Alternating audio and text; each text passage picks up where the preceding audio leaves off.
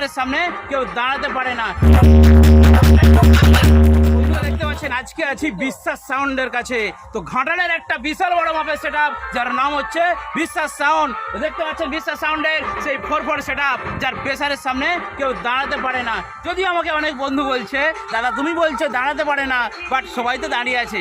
আরে ডিজে লাভাররা কি করবে, তারা তো বক্সের সামনেই যাবে না। তো অবশ্যই তো প্রেসার আমার ফোনের সাউন্ডের মাধ্যমে তোমরা বুঝে নাও কী হারে প্রেসার থাকতে পারে। তো বন্ধুরা এখানে বিশ্বাস সাউন্ড আজকে সুখচন্দ্রপুরে তার নতুন যে 4/4 সেট আপ, সেই সেট আপটা নিয়ে এসেছে। অবশ্যই নাম্বার দেখতে পাচ্ছ, দেখে যাও নাম্বারটা বন্ধুদেরকে। বিশ্বাস সাউন্ডের এই নাম্বার, যদি কোনো দাদা ভাই ভাড়া করেন তারা এই নাম্বারে ফোন করবেন। তো বন্ধুরা এই সেট আপের কি মেশিন আজকে এখানে আনা হয়েছে সুখচন্দ্রপুরে, টোটালটা আমি রিভিউ করে দেখাবো। এর সাথে দেখতে পাচ্ছ উপরে একটা লাইটিং বাঁধা হচ্ছে, খুব সুন্দর একটা লাইটিং। তো এই লাইটিংটা চলবে রাত্রিবেলায়, যখন বিকাল থেকে বা সন্ধ্যের দিকেই চলবে, যখন সেট আপটা বাজবে তার সামনে ধামাকাদার একটা লাইটিং। তো অনেক বন্ধুদের রিকোয়েস্টে আমি লাইটিংটা একটু রিভিউ করে দিচ্ছি। তো লাইটিংয়ে দাদা ভাই একজনকে পেয়েছি। তো আপনাদের কোথাকার লাইটিং? মেচগ্রামের লাইটিং। লাইটিংয়ের নামটা MM লাইট, তাই তো?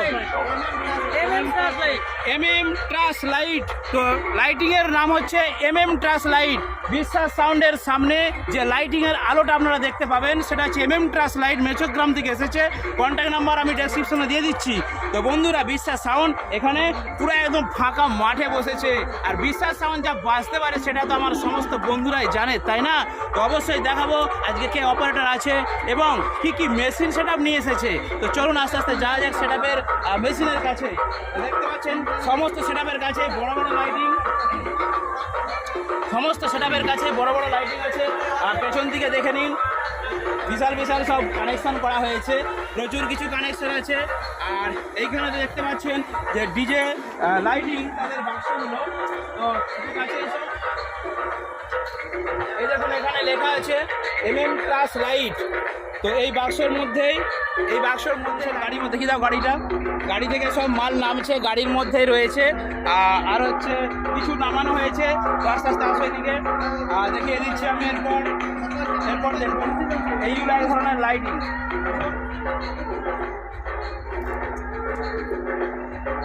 এগুলো সে ঘুরে মনে হয় না, এগুলো সব ঘুরে ঝোলানো থাকে, তো এগুলো ঘুরে ঘুরে লাইটিং।